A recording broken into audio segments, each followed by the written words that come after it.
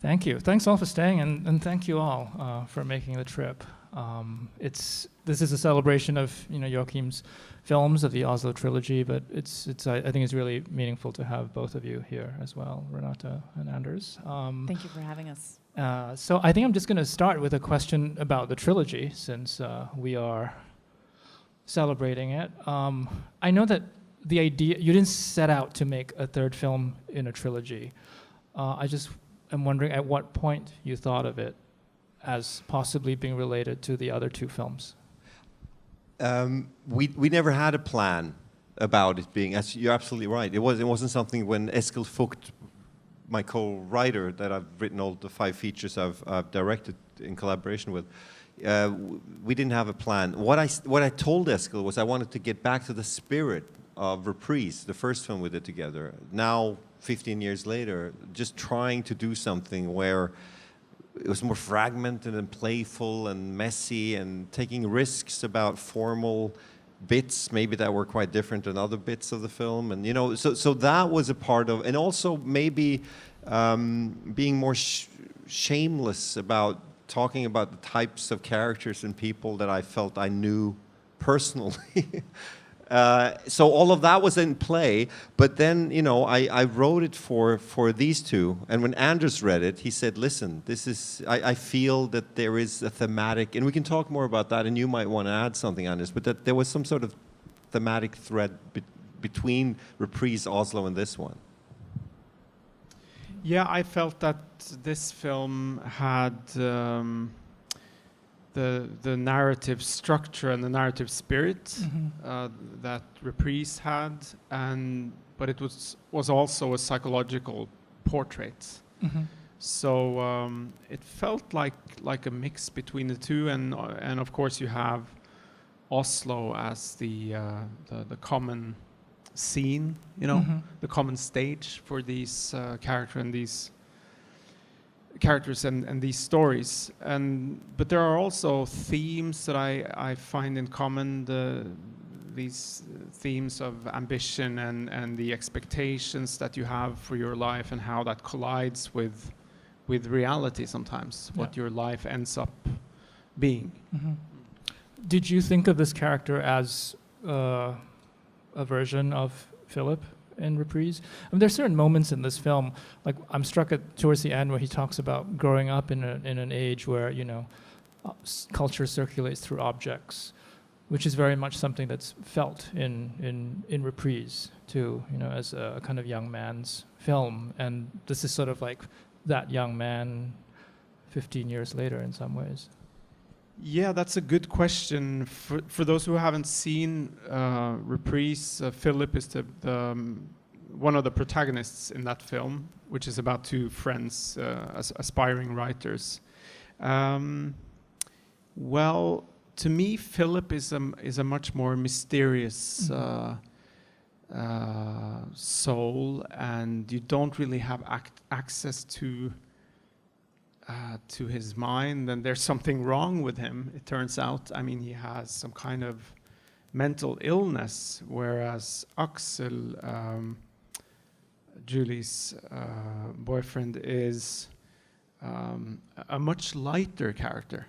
He's and probably more mentally sane, but for me, this character is it's not a psychological portrait. It's more a representation of a theme that is recurring in these films. The theme of, as you say, the theme of melancholy, absence, the passing of time, and all that. So I feel that he's trying to tell us that eventually we only have our memories left. And this biographical catalog of experiences is what we end up having left in our lives, and that's what also constitute our identities. I think that's what that character means. Yeah.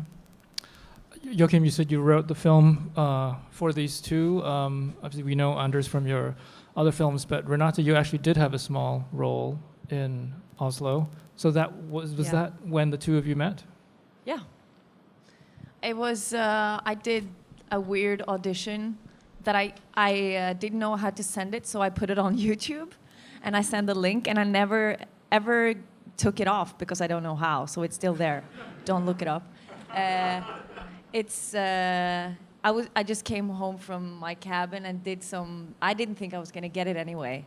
And then I was in audition, do you remember? And you said like, oh, your clothes looks like you're from the 90s.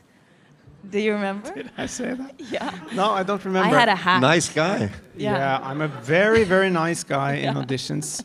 I have always thought that audition was a lot of fun, and we had a lot For of fun. you. For yeah. me. Yes.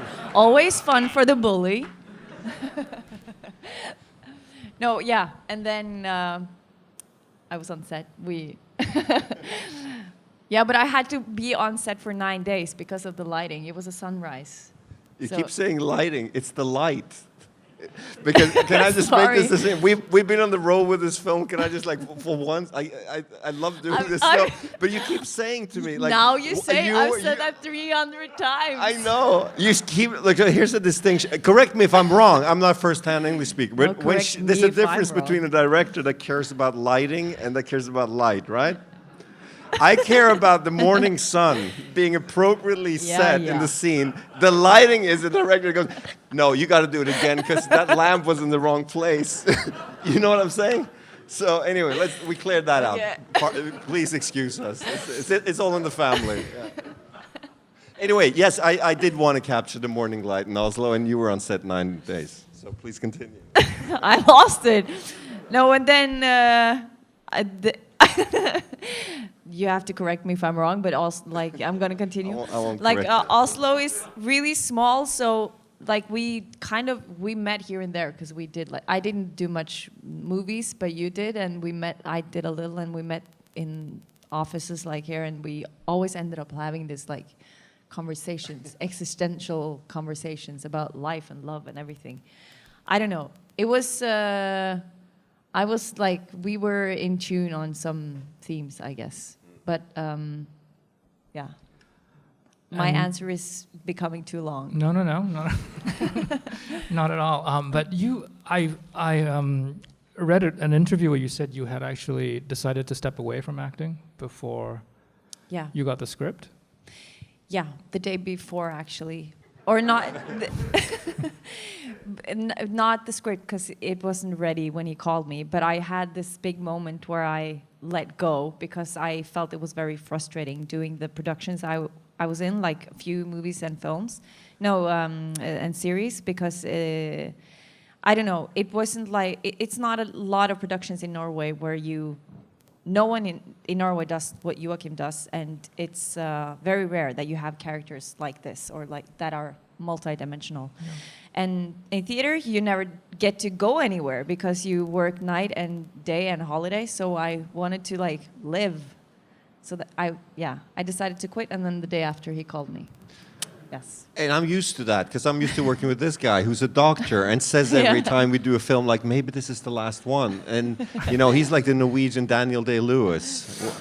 Like Daniel Day-Lewis goes off to Italy and makes leather shoes, I hear. This guy is a doctor. He removes appendixes, saves lives. You know, he has more important stuff to do. So I'm used to actors living life and going in and out of the profession, and I find it kind of intriguing and triggering, maybe even, that you guys actually live. Can I say something about that? Because it's kind of an inverse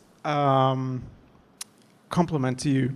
Because after you have done a film with Joachim Trier as an actor, you kind of feel that, okay, this is, it can't be better than this. So I sometimes feel when we have worked together, I feel like I have drained myself. So this is what I have to give. And this is enough. I know what you mean. But can you elaborate on that? Like, what is it? The process? Is it the result? We're just so tired now. Don't say anything more, or they'll define it as a cult, and that's illegal. No, thank you, Andy. No, I don't know. I think there's. I would say that projects like this and films like this are not common. I mean, you don't always get to reflect on your own life almost in films. And I have grown up in your films in a way. And working with you, We've grown up together. I've grown up we have. too. So, and it almost feels like home. It feels like a laboratory that I can go back to and continue developing myself as an actor, but also as a person, because I get to explore new parts of myself and places in my psyche that I didn't know about.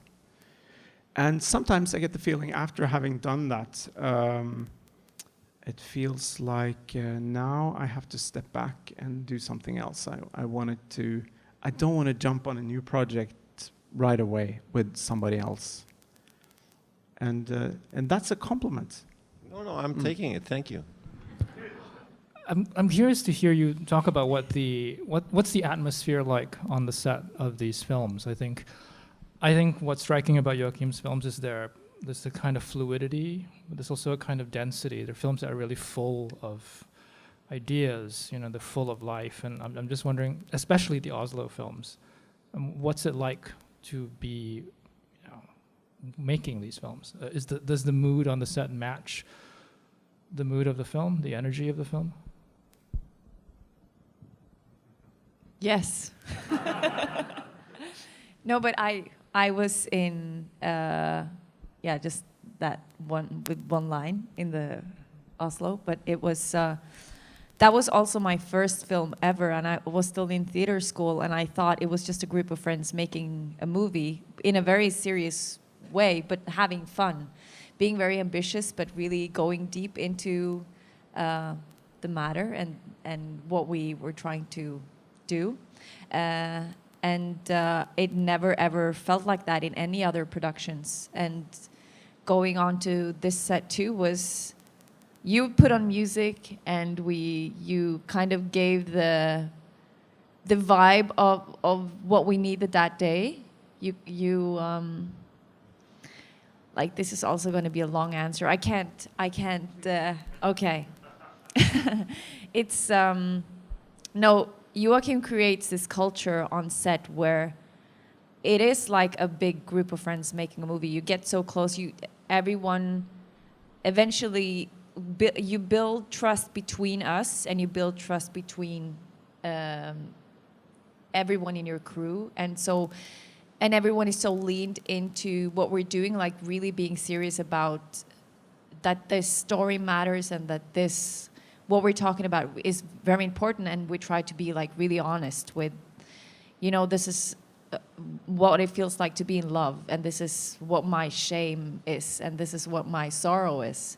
So we dare to use ourselves, but then we also have so much fun and dance and laugh, and like you say, we'll never be the same after this. Yeah.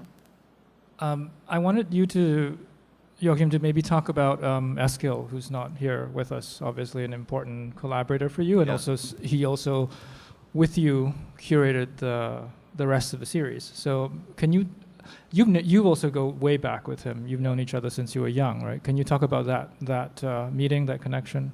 Yeah, I'm so fortunate to have a friend and a collaborator like Eskil Vogt. He's one of my oldest and best friends, and we're both film nerds, and we met at a Norwegian live broadcast game show where we were cable bashers behind the cameras. Like, live television is risky, so they needed someone to make sure the cameras wouldn't get stuck in the cords and stuff. And there was kind of a pecking order. Like, we wouldn't have lunch with the photographers, so we sat by ourselves, and it turned out he loved Hal Hartley and Fellini, and so did I, and we became friends. And then I went to film school in London, and he went to Paris, and we're both educated as directors in fiction departments at La Femis and National Film School. but we ended up. I was fortunate enough to have him help me write. I'm not a great writer. I'm dyslexic. I mean, I can read, and that's, you know, but I'm restless. My spelling is awful. I have low self-esteem in my writing. But I think I know something about how to structure scenes and how to come up with ideas. So directing and writing is kind of one part of the same. It's the same process almost. And Eskil is someone that can understand that process and how I need to have that happen in a special way. And it starts out with two things every time. We sit in a room for a long time and feel that we don't know what we're going to do and feel very lost. And then we have huge bookshelves of old books about movies and old copies of Sight and Sound and Cahiers du Cinéma, and we nerd out and we play stupid games where we like blindfold ourselves and point at something and this is going to be our next film, and suddenly it's like something very strange. Nanak of the North, you know, it's a masterpiece, but I can't. You know what I'm saying? So there's all these wonderful films, and we talk about them, and then we procrastinate by talking about our life, and then that becomes the movie. We've discovered that's usually what happens. So I have wanted you to do a series like this for a long time, because I know your knowledge, your taste of cinema is, I think, really interesting because it's really broad, and I also know how. I've known you since Reprise. And we've been in this room since Reprise together. Pretty much. No, which is very moving to me. Yeah. I said it to my friends here as we walked in that I've actually. It was such a big deal. I think it was in New Directors, New Films. Yeah. But I think this was in my writer days, and I was supposed to write. That's true. It was New York Times. And we went to MoMA, and we spent the whole day talking about movies. So, I knew this sort of encyclopedic mind, this referential mind, like constantly citing films. And every time I would see you, there would be these kinds of conversations. So the idea for you and Eskil putting together the series is very logical, and I think the result is beautiful. And do you want to say a little bit about how you came up with these 9 films to show with the 9 films that you don't have to talk about all of them. It was really intuitive, actually, but I think we made some good choices. I think that Eskil and I sat down and spent. I came up with something, he came up with something, and we try to go back to some lists that we had with each of these 3 Oslo films, and to honestly talk about like what films really inspired us creatively, aesthetically. And The Breakfast Club was, I can't say one-to-one what it inspired, but I know Eskil and I felt that was our first encounter with drama. Gateway drug to Bergman, I think we put in the program. So, that's on one hand. But then also there's something like Larissa Shepitko's Wings, which is very, very structurally inspiring for Oslo August 31st, because it's about a day in someone's life where you get a perspective of a grand existential journey, just in that one day in that person's life. And I recommend anyone to see that if they haven't already decided to or haven't seen it. The Green Ray is screening after this. I think La Rayon Vert is a masterpiece by Eric Romer. I'll say more about that for those who coming to see that later. But all of these films are films that have meant something to Eskil and myself, and we decided we both needed to agree on them. So that's the premise, really. Is this how you work with the actors too? Do you talk about other films as reference points, or just things to bring into the conversation? I wonder if that was part of your process, Renate and Anders. Yeah, we talked about Diane Keaton and jet lag. No, it's Katharine Hepburn. What's the film called with Diane Keaton? I said jet lag just because I am jet lagged. Yes, Annie Hall. Yeah. Talk about screwball comedies a bit and stuff like that. But I think we talk primarily more about life, and I try to trigger them to take charge of the character more than to be kind of film buffs with me. But it's we have watched some movies, and Yeah. And for you, were there important films for any other film? I can't remember that we have talked about specific performances or. I mean, when we are working with an actual project, we don't try to put references into the character work or into the scenes. That's more, you know, we can have those conversations before and after. I remember when we made Oslo August 31st, there was a big question whether you wanted me to watch Louis Malle's film or not. And I remember you telling me that, okay, you can decide for yourself. And I ended up watching it, and it struck me that we were doing something completely different. So it felt kind of good to have had that as a reference, but it was not, I was not going to use that for my performance.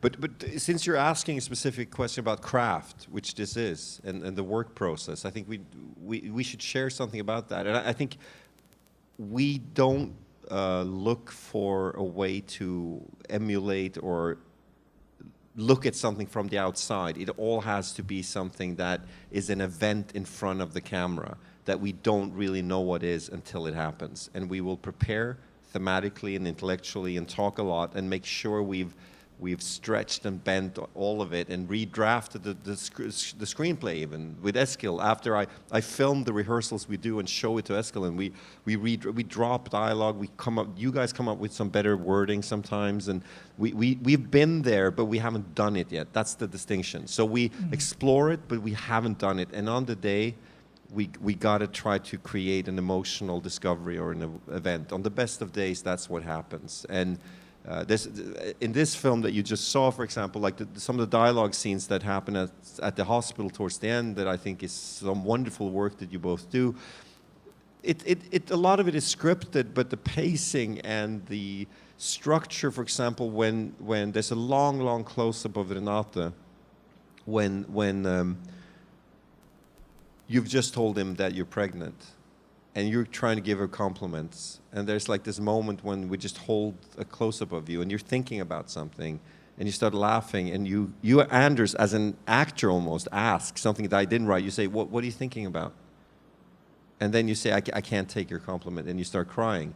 That's not scripted. That's something that is completely relevant in the scene, but it's something that occurred in the middle of a take, because something happened. I still don't know what you thought about. And I don't need to know, and the audience don't need to know.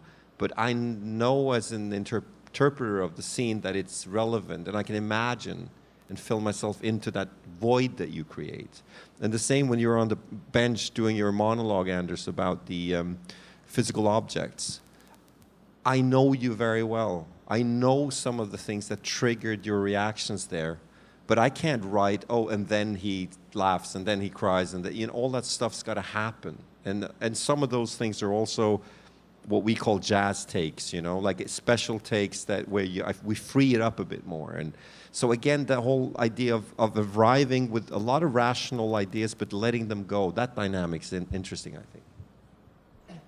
I'm just going to ask one more, and then we'll take a few from the audience. So I'll ask about Worst Person, which, a film that premiered, I guess, over half a year ago now in Cannes, where Renate won the Best Actress prize, and the film has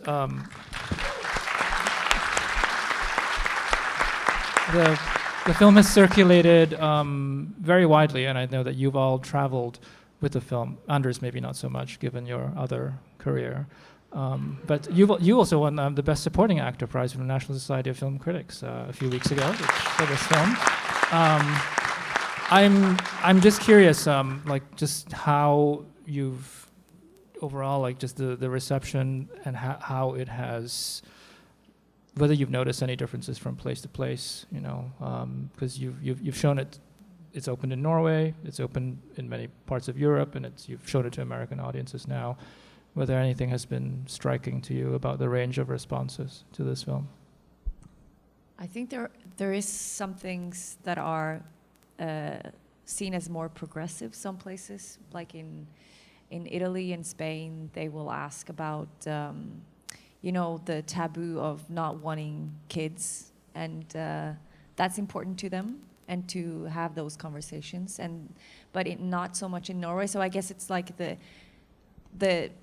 think the movie's so rich and it stretches out on so many themes. So I guess it's very interesting to see what kind of comes up different places. Yeah, that's something. It's yet to be seen. I mean, in several countries, but so far, out of all the films that we've made, I think this is the one where the feedback is almost the most unanimous. It's about identification and the theme of feeling that you have choices and don't know what to choose in life, or the existential questions of time. And I mean, it's quite specific what people keep talking to us, at least, about. Maybe someone goes and talks about other stuff with someone else. But I'm more than anything I've made. It feels like, yeah, in France and Sweden and now some people in America and several places, that there's, as an example of something opposite, and we'll talk more about this but Oslo August 31st was quite divided. Like in France, no one, it's about, for those of you who haven't seen it, it's about a recovering addict who's trying to look at his life through the perspective of being clean and asking himself questions about what is my life. In France, no one talked about addiction, only about the existential questions. In America, a lot of people ask me about addiction and diagnosis of depression and medication and a lot of stuff, and also the existential stuff. But it was interesting and I don't think either was wrong. Both are themes clearly at play in this film. But with this one, it's yet to be seen in America, but I have screened it at New York Film Festival, and I feel that, I don't know. Yeah, it seems like it has like a cohesive feedback, if that's a word you can use. That's your take too, Anders? Yeah, it seems to me, I mean, you guys have traveled more with this film than I have, but it seems that for some people, it has some kind of therapeutic quality to watch it. Maybe because it shows that some of the self-contempt and some of the hard choices that you face are not your fault. I mean, it's just life who puts you in these situations, and you just have to deal with it. And that's, I think there's a point of identification there, not just for women your age, but for everybody. I mean, there are a lot of something that has surprised me is that the film is quite well understood and received by older people, and some of them look back on their lives, and because I remember thinking that the film might have that the film would resonate in a very emotional way in some age groups, and then people who have gotten older might look back at it and say that, okay, you're just gonna grow older and everything will be fine. But it's not like that at all. That's bad news then. Maybe? Or is it good news? I mean, my good friend Torgny, who you both know, said to me when the film premiered, "Oh, so this is your midlife crisis film." I'm like, yeah, I'm in my 40s. I'm dealing, but I think there's something, yeah, we'll get into that. It's I don't know. It's, I hope it speaks to people regardless of age. Great. All right. We have a full house, so we're going to try to take a few questions. Yes? Let me Okay. just quickly, before, Yeah. thank you all for coming. Seriously, we were very moved Yes. to see so many people. Thank you so much. Yeah. People sitting along the aisle and everything, thank you so much. This is great. This question is about the chapter structure of the film. Yeah, no, thank you for that question. It's always a paradox, and you did not say that, but some people say, oh, you make very literal films. And I'm always like ambivalent about it. I like your question better, because we are borrowing from literature, but we don't want to make literature with the films. I admire books too much, and it's something else. But I think Eskil and I are both great admirers of the the structuring and playfulness of the dramaturgical way of writing a novel. Like the vast landscapes that have been kind of conquered with books are, and particularly the form of the novel is so inspiring. And I think to allow ourselves to say that a film doesn't have to be homogenized or doesn't have to have a structure where you abide certain rules that we all know will work, but try to push it a bit and try. That's inspiring right now. I know a lot of people who are writing for TV, and television could be anything. It could be marvelously artistic, and it can be terribly conventional, just like movies. But there is a tendency at the moment to have kind of the first 3 minutes of something that's got to catch you, and then you got to have a cliffhanger, and there's all this stuff going on in dramaturgy. So what we were trying with this film was to make a big piece of someone's life, and by having the chapter structure, it allowed us to have ellipses and emit things and move forward. So you actually watch Julie's journey stretching from her mid-20s to her early 30s. And I hope that I made a contract with you watching it that we're going to jump ahead sometimes and leave stuff out and let you kind of fill in the blanks, which I think is fun when I watch a movie. So that's one part of it. The other part of it is I think it in any formal trope that you use, like this literary full novelistic structure, has to resonate with the character. It's after all, I'm a drama character-driven storyteller. So isn't it natural that Julie as a character would imagine her life kind of novelistically, as if it was a grand adventure, like a coming-of-age book or something, I thought that was kind of charming. And throughout the film, that could also maybe subtly add a pressure to her expectations. Or it could seem deterministic, that life just happens. And that plays into the theme of time and acceptance, perhaps, that where Anders' character plays a really important role. So, I don't know. Those were some of our thoughts about that. Related to that, what about the device of the narrator? Yeah, it's a third-person narrator. To be honest with you, we decide. Eskil and I have used narration before. It mustn't be a cheap trick to tell something important, and we use this quite differently. Like at certain points, we use it to summarize something. At other points, like in the breakup scene, and I hope this works with subtitles as well. It's almost Julie's thoughts. It's almost this feeling of being outside yourself, being in a dramatic moment in your life, and you're kind of hearing your mouth say something, and then you're thinking about it, and it's all a bit eerie, and so it's preceding some of the things that she's saying in the scene, and I thought that was an interesting device to create. Actually, a film that does that is Michael Mann's Muhammad Ali movie. Has anyone seen this? Yeah, Ali, which I think got a hard time because it came out when we were giants. It came out 3 years later, and everyone loved the documentary. But it's actually an interesting, good film, and it's about someone trying to find his voice, literally, to accept that instinct of a thought and say it out loud. And there are some moments in there, in the early parts of that film, where there's like a voiceover that says stuff, and you feel he doesn't dare say it, and then he says it, and it's a very, very specific way of using voiceover, and I was inspired by that. So anyway, that's one of the reasons. Okay, let's try to take something from the back. Yeah, maybe back row. Yep. The question is for Anders and about being a doctor and playing a terminally ill character. Okay. Yeah.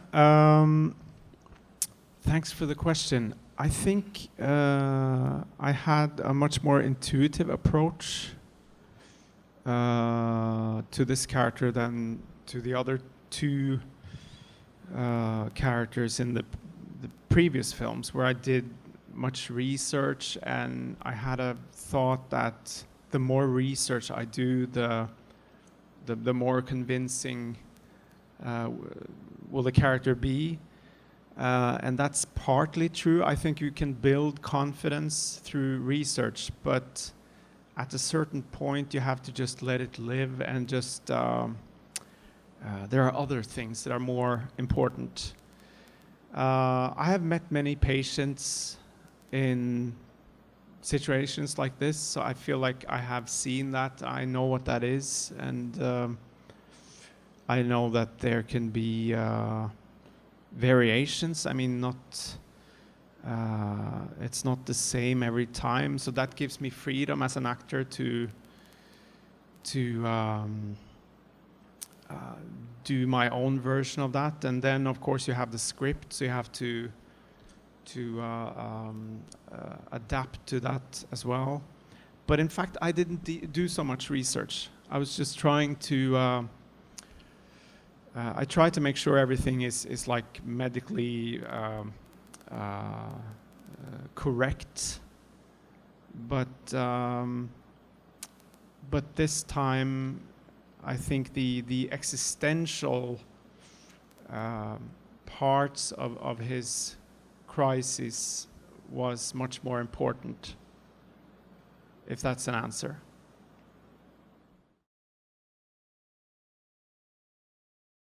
Yeah, well, thank you. It seems like it worked for you. That makes me relieved. No, thanks. That's the fun of making movies. Exactly what you asked me. I think that's what's fun. I made films on Super 8 since before I could write. And now you know I don't really write that well, so that's not much to brag about. But I love to. My whole life I made animations, claymation when I was a kid, and all kinds of filmed things upside down to create an effect, and I love that stuff. And I think there's an old Hitchcock saying that if the audience is prepared and want to go with you to where you go, then they'll go anywhere with you. So I think to use that in a more naturalistic drama, which this is occasionally, I guess, it's a strange blend of many things, I think. But that's the fun, that's the risk, that's what's exciting when I'm editing. It's like in musicals, there are some ways of suddenly having people break into song and dance and then go back to more naturalist acting and stuff like that. But those transitions are fun. That's the art of making movies, is to bring people along. And I think music plays into it. Great actors, of course, that can convey a truth when Renate is running around, and a truthful joy that you respond to. Had it felt stiff and constructed, it wouldn't have worked, I think. So it's a question of style and form as well, and also of performance. Do you want to say something about it? Because how did you approach differently doing a drama scene than doing the shrooms or the running around? Was it the same or was it different? Yeah, I guess it was the same, like finding the feeling, the true, like the honest way in of either going into the drama or the fun and the joy, I guess. Yeah, same but different. That's why I wrote the film with Renate in mind, by the way. It's that dynamic. You can really break into laughter in the middle of something very serious and drag people with you. And that's a big talent.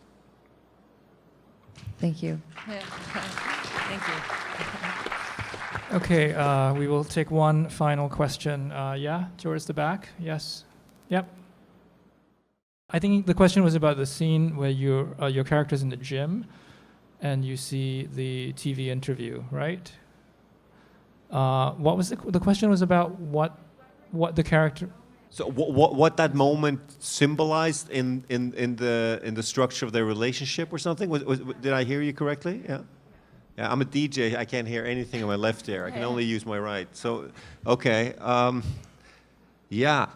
So was that question for Renate or for me? Or all of us, really? Yeah. What does that mean? It's a good question. Like, we're keeping it slightly mysterious exactly as to what Julie's response is when she's at the gym and looks at it. It's clear that she takes it in, and she looks at the screen as if she's not really feeling that it went so well for Axel, as if she cares for him, but, the whole clue of that scene to me is to try to create something where people can hopefully discuss it afterwards and feel that the people in that debate both had some good points and maybe both had a little bit of wrong as well. It's a complicated conversation that we're having in our culture, and it's a necessary one. And I sympathize with both of them a lot. And I think in a way, I think it's interesting that Julie perceives it, and at that stage you have to, as an audience, kind of go with it. But hopefully you accept in the film that you don't get all the answers about what she feels at all the moments, because that's the space that you fill as an audience that we need to sustain to not make, in lack of a better term, a totalitarian movie where we're giving you all the answers. But you want to say something about it? Like, I think your answer was perfect. Yeah. okay, thank you. All right. I hope that answered it. I couldn't hear everything because of the mask, but thanks for the question. I like no totalitarian movies. We should. Your next series can be that. But Just on a note to that, the film that's screening this week that my grandfather directed, Yeah. Remonstrance, it's about that. It's got 5 reels, and he made it so that they can be shown in any order and still make sense as a story. And he wanted the audience to kind of get involved in the film and rip it apart and put it back together and be active as viewers. That was his point. And the film is about the Cold War. It's made in 1971, and being Norway, which were a big part of NATO, but we're bordering to Russia, at that time the Soviet Union, and the ambivalence of that position in Europe. So anyway, just a little plugging on my granddad there. But his whole point was that narratives in media at the time in the late 60s had already started becoming totalitarian in the sense that it was perfect narrative, and there was no space for human beings in a democracy to interpret. It was too kind of filled in the blanks. So that film was kind of resisting that. yeah, it's a rare opportunity to show that, to see that film. I will also say it's rare to get the opportunity to see Reprise and Oslo on 35mm, which you can do tomorrow and Sunday. And with both Anders and Joachim here, and Renate and Joachim will be back for opening weekend next week if you want to see the film again or to tell people. So thank you all, and thank you all for tonight. Thank you so much. Thank you so much.